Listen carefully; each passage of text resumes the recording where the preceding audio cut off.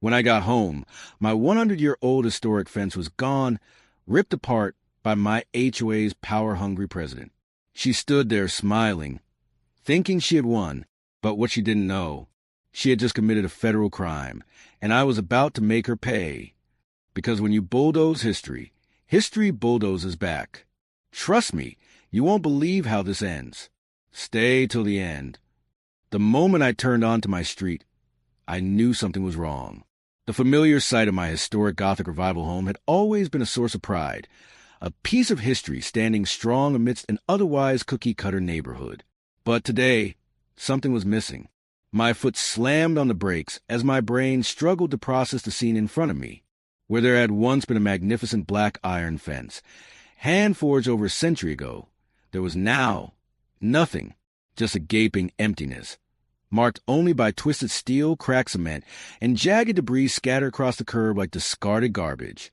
And then I saw her, standing beside a smirking group of workers, sipping on iced tea as if she had just won a gardening contest, was Karen, the self-appointed dictator of our HOA.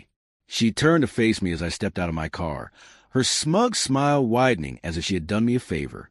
Finally, she sighed, stretching her arms in self-satisfaction. That ugly eyesore is gone. You're welcome. For a moment, I couldn't even speak. The air smelled like hot metal and sawdust. The acrid scent choked in my lungs as I took slow, measured steps toward the mangled ruins of my fence. I reached down, fingers brushing against one of the warped iron rosettes, a decorative piece my great-uncle once polished by hand. It had survived a century of storms, wars, and time itself, until now. Finally, I turned to Karen, my voice low, cold, and steady. "Do you have any idea," I asked, "what you've just done?" She rolled her eyes. "Improve the neighborhood," she said flippantly. "That thing was ancient. Ancient. That thing was a registered historical landmark, protected by federal law, and she had just bulldozed it. A crime. A felony. And she had no idea what was about to hit her." Karen didn't panic. She didn't flinch. She didn't show even an ounce of regret as she sipped her drink, standing amidst the wreckage like a queen surveying her kingdom. In her mind, she had won. For years, she had harassed me about the fence, sending violation notices, demanding I comply with HOA visual harmony standards, even proposing a new regulation specifically targeting my property. None of it worked. I had fought back with documents, legal exemptions, and historical registry certificates. I had ignored her petty fines, laughed at her absurd HOA complaints, and refused to let her dictate how I preserve my family's legacy. But now, while I was out of town for a weekend, she had taken matters into her own hands. I stared at her, disbelief curdling into fury. "You held an HOA meeting without notifying me," I said slowly, watching as she brushed non-existent dust off her overpriced blouse. "It was an emergency," she said breezily. "Everyone agreed the fence was an issue, so we handled it." Handled it. I repeated, the words thick with rage. Karen waved a manicured hand at the wreckage. "Trust me, you'll thank me later." I clenched my jaw. This wasn't just a fence. This wasn't just a property dispute. This was a crime. One Karen had just signed her name to. I took a deep breath, forcing my hands to remain steady as I pulled out my phone. "You're being dramatic," Karen scoffed as I started snapping pictures of the damage. "Stop that," she ordered. "If you had an issue, you should have attended the meeting." I ignored her, zooming in on the work order one of the contractors still held in his hand. "Excuse me," I said to the man, my voice tight but polite. "Can I take a look at that?" He hesitated, but handed it over. Karen had signed off on the demolition herself, listing me as having given verbal approval. I laughed, a bitter, humorless sound. Karen folded her arms. "What?" I held up the paper. "You lied to them." Her face remained impassive. No one objected. I tilted my head. "Karen," I said softly, "do you understand that you just committed a federal crime?" For the first time, her smirk twitched. "What?"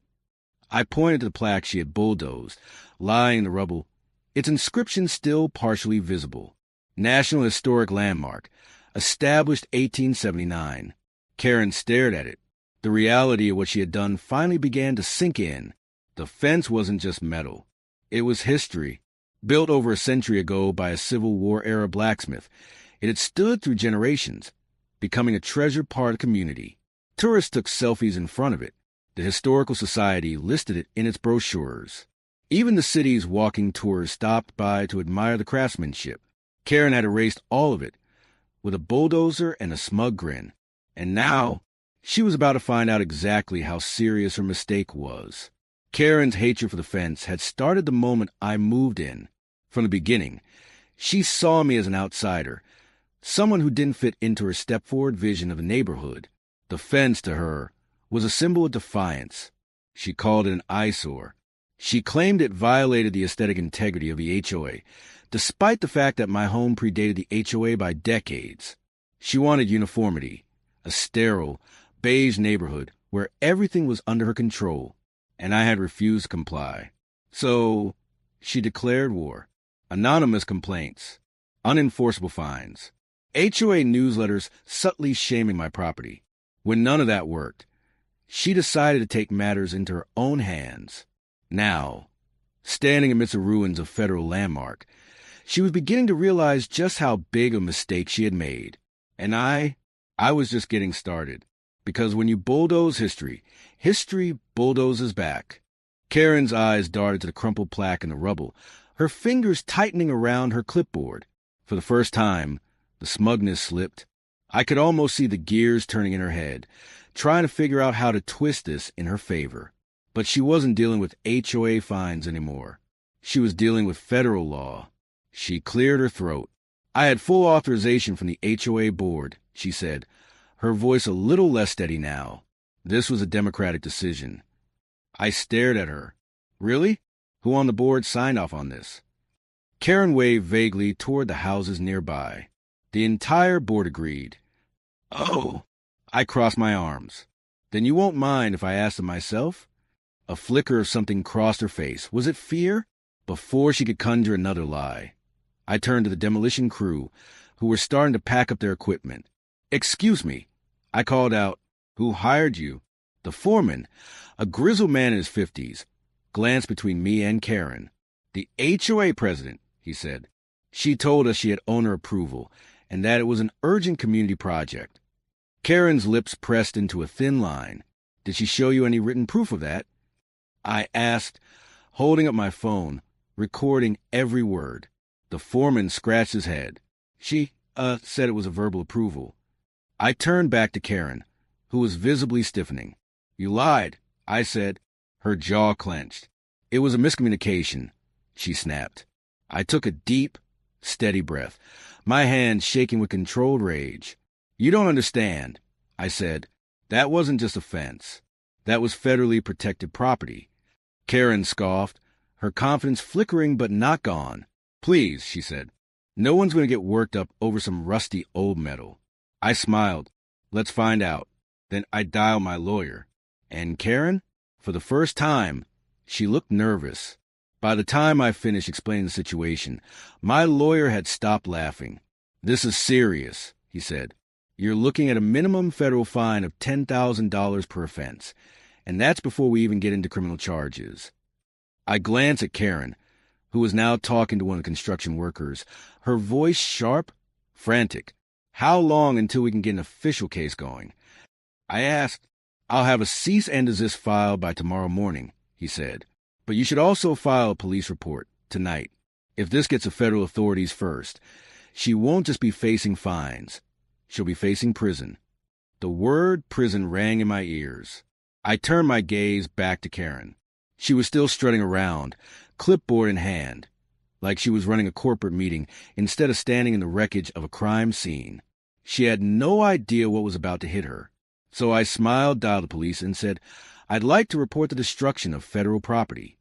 When the police arrived, Karen still had no idea how deep she was sinking. The officer, a broad-shouldered man with a weary expression, listened as I presented my historical registry papers, the photographs of the destruction, and the forged work order Karen had signed. He let out a low whistle. You said this fence was on the National Register of Historic Places? He asked. Yes, I said, pointing to the twisted plaque in the debris. And she bulldozed it. Karen huffed, stepping forward with crossed arms. I had HOA approval, she said. The officer turned to her. Did you have city permits for demolition? Karen's mouth opened, then closed. The officer nodded slowly. You do understand that destroying a registered historical landmark is a federal offense, correct? The smug expression vanished. Karen looked between me, the officer, and the demolished fence, realization finally dawning. Wait a minute, she said. You're not seriously saying... I am... The officer interrupted. Then he pulled out his radio. We're going to need to loop in the federal investigators on this one. Karen physically flinched. For the first time, she looked afraid. The next morning, Karen woke up to a federal investigator standing on her perfectly manicured front lawn. He was tall, serious-looking, holding a clipboard thicker than her HOA rulebook. Neighbors peeked through their curtains, whispering as the investigator knocked on her door.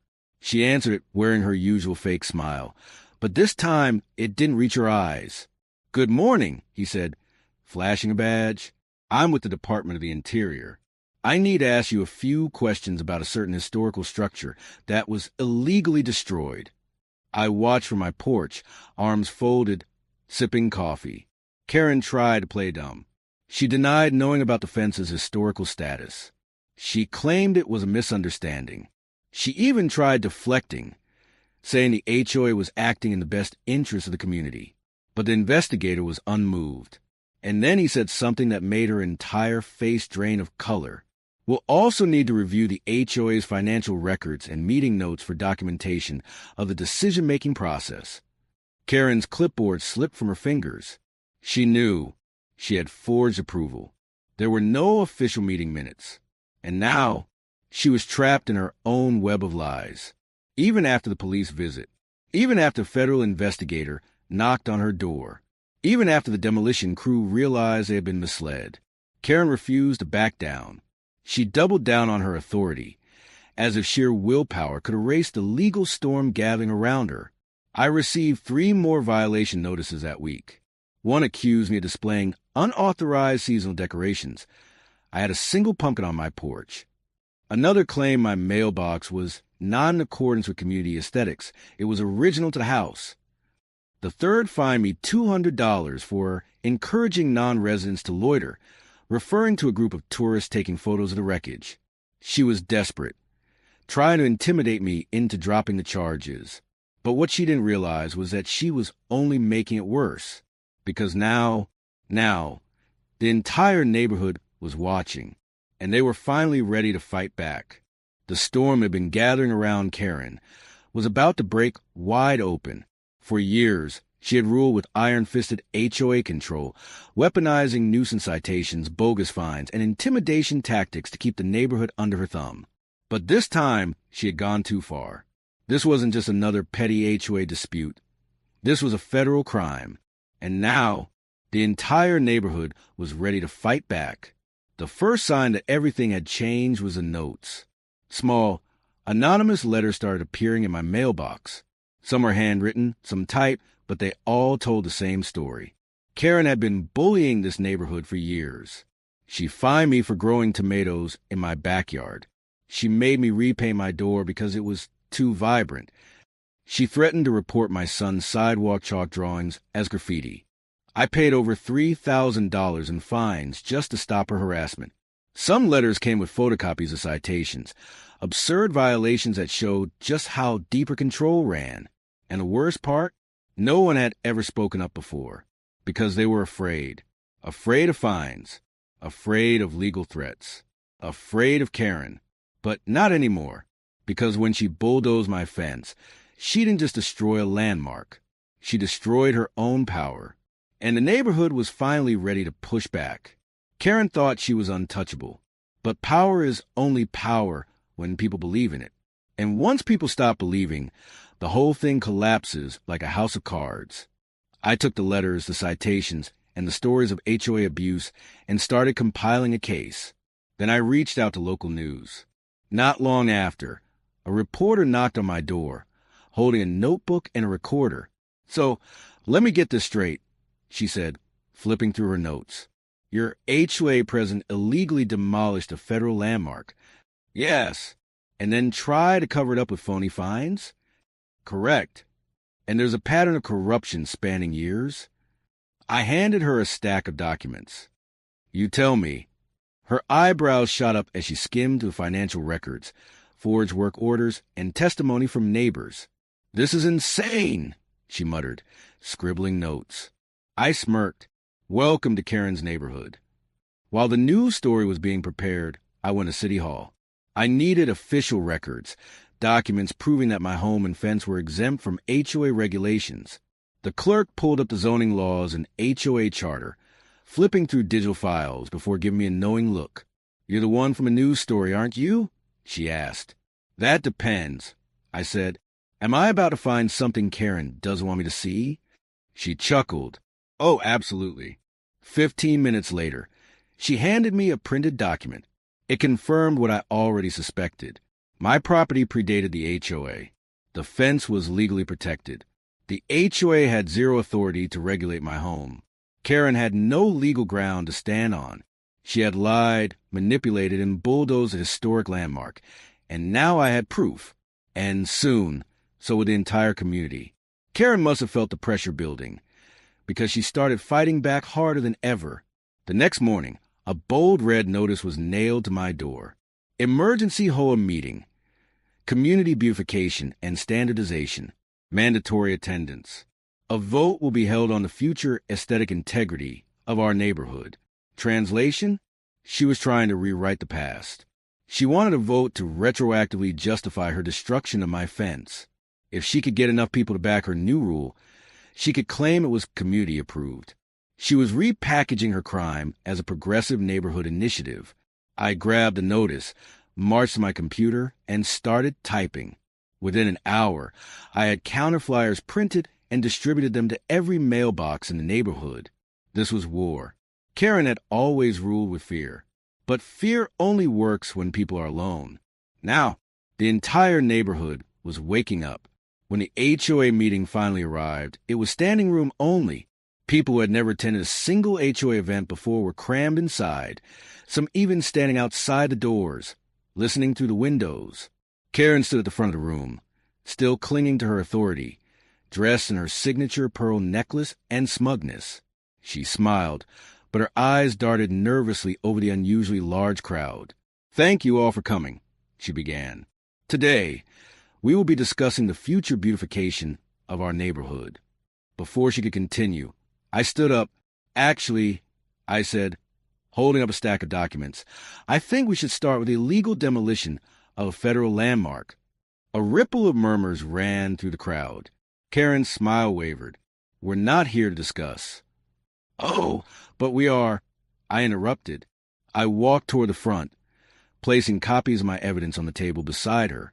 Historical registry certification, photographs of the destroyed fence, the forged work order with Karen's signature, the city's official records proving my house was exempt from HOA control.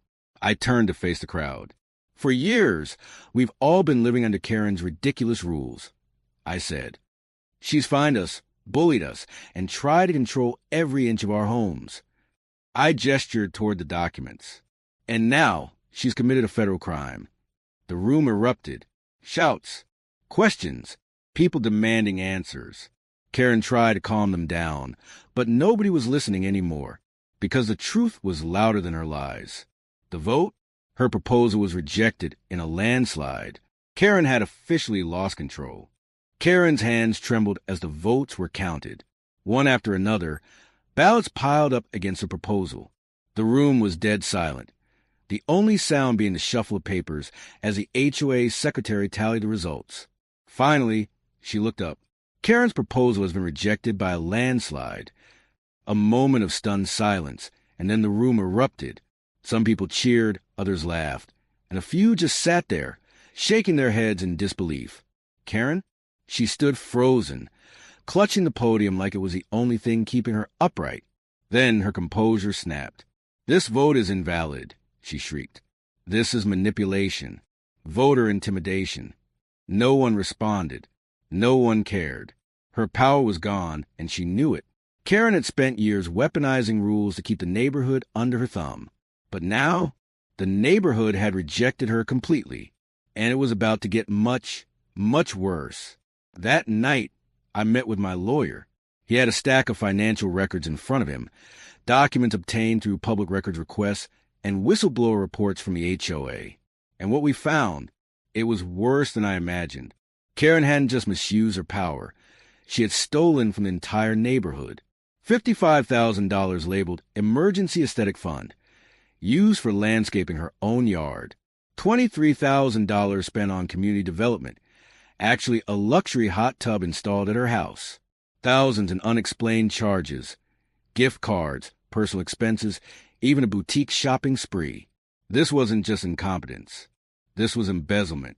Karen had spent years collecting HOA fines, threatening people, bullying them, forcing them to pay up or face consequences, and then used that money for herself.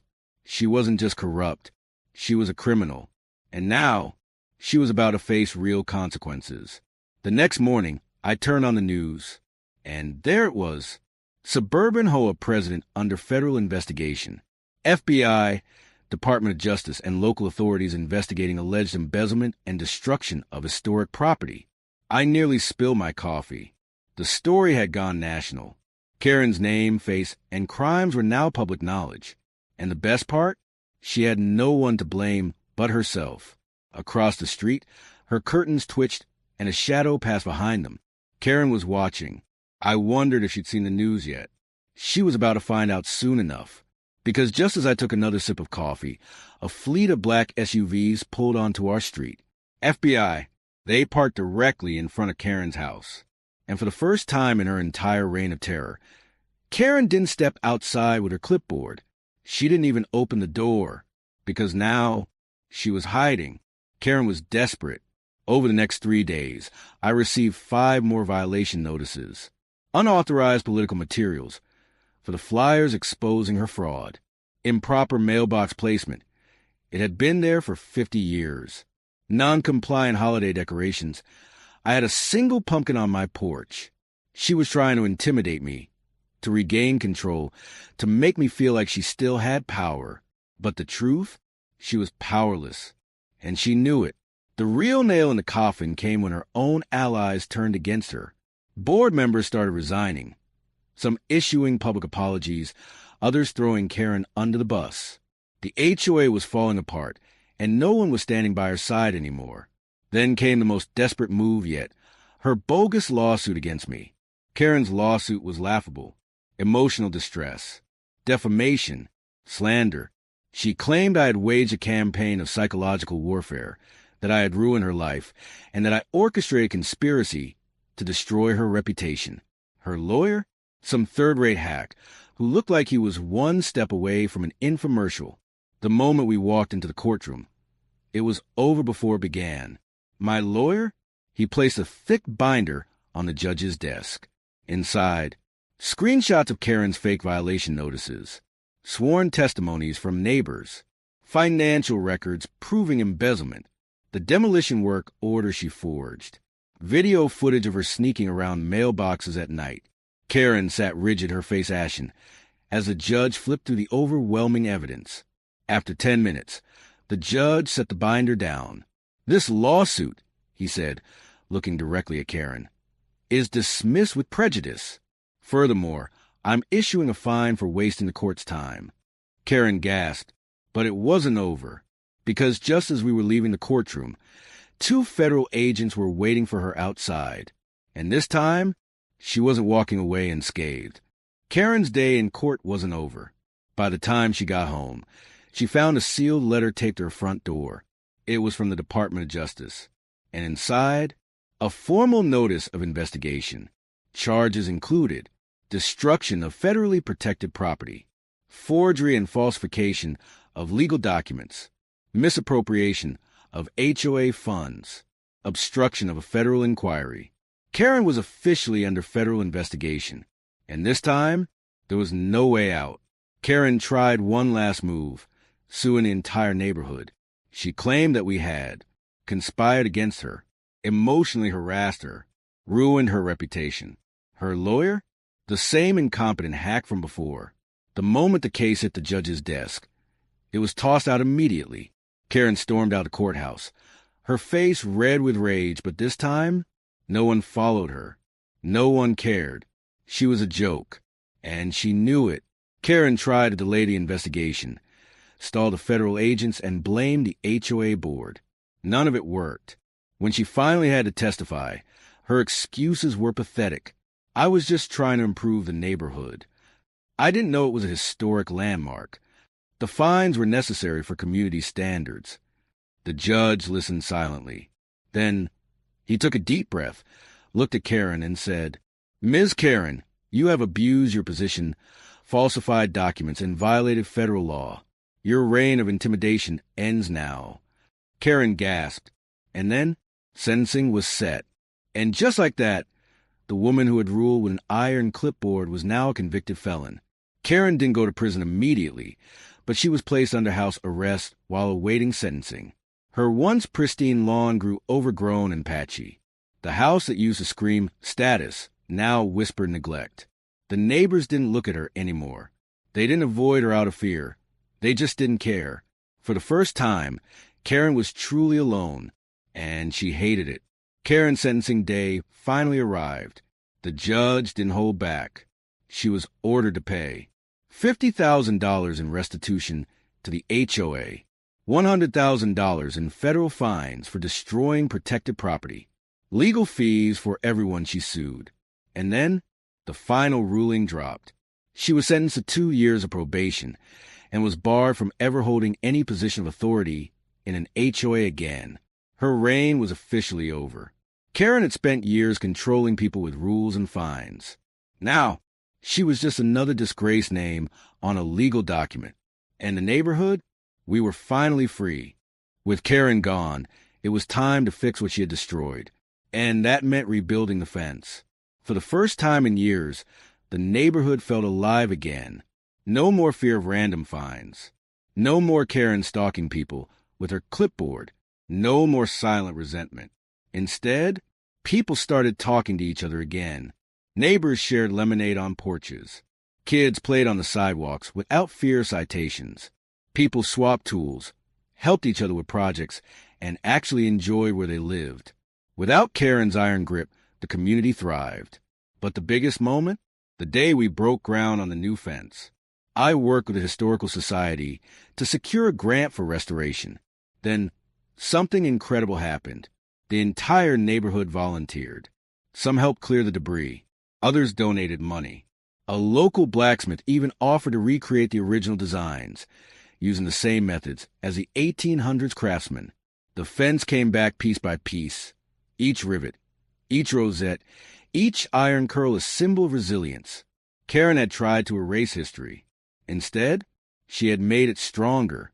With the HOA in shambles, a new leader was needed. An entire neighborhood kept looking at me.